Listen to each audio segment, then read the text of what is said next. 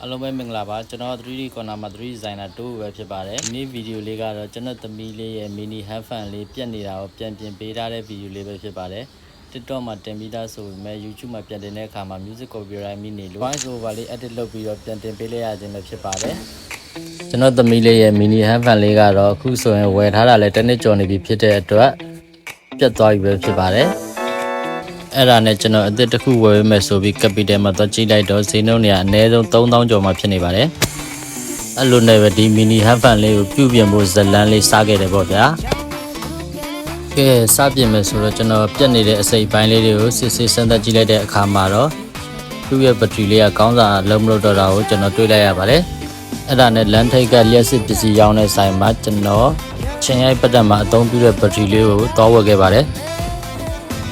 လက်ရှိဈေးနှုန်းအရတော့မြန်မာကျပ်ငွေ3500ပေးခဲ့ရပါတယ်ဒီဟာလေးနဲ့ပဲအဆင်ပြေခဲ့မယ်ဆိုရင်တော့10စားလောက်တော့ဘတ်ဂျက်ချွေတာပြီးသားဖြစ်သွားမှာပါဝါယာကြိုးတွေဖြတ်ခဲကောက်တွေကန်ခဲစော်နဲ့ဆိုတော့နည်းနည်းလေးတော့လှုပ်ရှုပ်တာပေါ့ဗျာ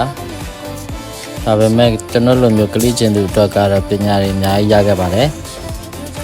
ခုဆိုရင်တော့ mini hand fan လေးကိုကျွန်တော်ပြုပြင်ပြီးသွားပြီပဲဖြစ်ပါတယ်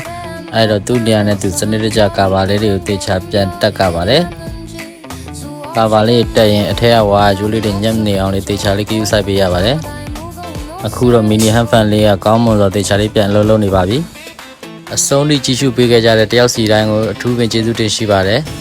နောက်ဗီဒီယိုတွေမှာလည်းအခုလိုမျိုးစိတ်ဝင်စားကြကောင်းတဲ့ knowledge share တဲ့ဗီဒီယိုလေးတင်ဆက်ပေးသွားအောင်မှာဖြစ်လို့ကျွန်တော်ရဲ့ channel ကို subscribe လုပ်ရသေးရင် subscribe လုပ်ပေးခဲ့ကြပါဦး See you in the next video